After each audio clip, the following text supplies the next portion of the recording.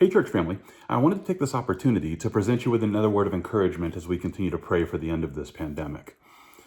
Now, I have no doubt that there are many of us who are completely concerned about the recent spike in the coronavirus cases taking place here in Texas.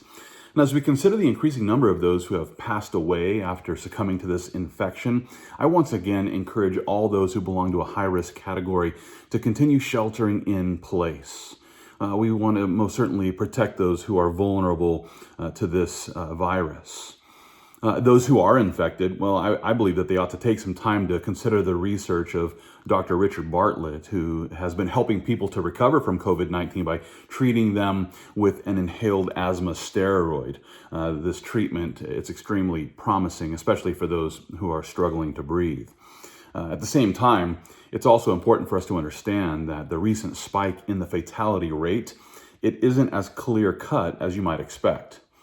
According to one researcher, 65% of the COVID deaths that account for this summertime spike, well, 65% is actually based on a backlog of deaths that actually occurred over the past 4 weeks.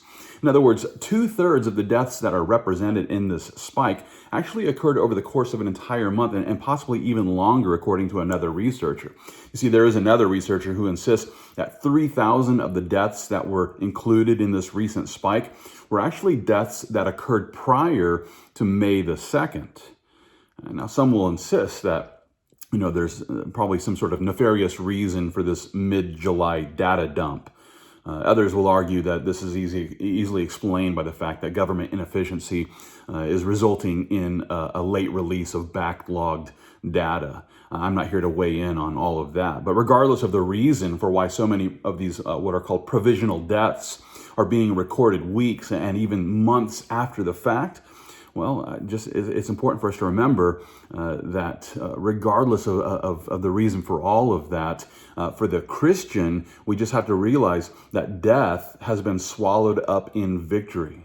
For those who trust in Jesus Christ, regardless of how many people die each and every day, every death is tragic in an earthly sense, but in a heavenly sense, well, death is a doorway that leads us into the glorious state of resurrection. I like the way that Paul put it in 1 Corinthians chapter 15. There he reminds us that this corruptible must put on incorruption and this mortal must put on immortality. So when this corruptible has put on incorruption and this mortal has put on immortality, then shall be brought to pass the saying that is written, death is swallowed up in victory. O death, where is your sting? O Hades, where is your victory? The sting of death is sin, and the strength of sin is the law. But thanks be to God who gives us the victory through our Lord Jesus Christ. Therefore, my beloved brethren, be steadfast, immovable, always abounding in the work of the Lord, knowing that your labor is not in vain in the Lord.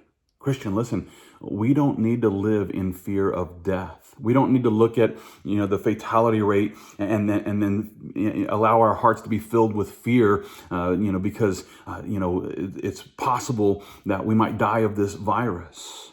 Listen, I don't want anyone to die of this virus. And yet at the same time, I also don't want you to live in fear of a virus. And the reason why is due to the fact that death for the believer, it's the door that leads us into the victory of our Lord Jesus Christ. Now, don't misunderstand what I'm saying. I'm not suggesting that we should make foolish decisions. Again, I encourage those who are in a high-risk category, shelter in place and keep yourself safe. And yet, listen, while I don't encourage unnecessary risks, I do encourage every Christian to continue serving the Lord without fear of dying. And the reason why is because, remember, we're strangers here. We're pilgrims who are simply passing through as we head to our heavenly homeland. And with that being the case, I invite you, join us this Wednesday at 7 p.m. for our midweek service. You can join us in person at the church, or if you're still sheltering in place, you can join us online at 7 p.m. And if you'd like to know more about our service times or the measures that we're taking to sanitize our facilities, you can find all of this information right here at calvarysouthaustin.com. I hope to see you soon. But until then, let's just continue to fight the good fight of faith, all for the glory of God.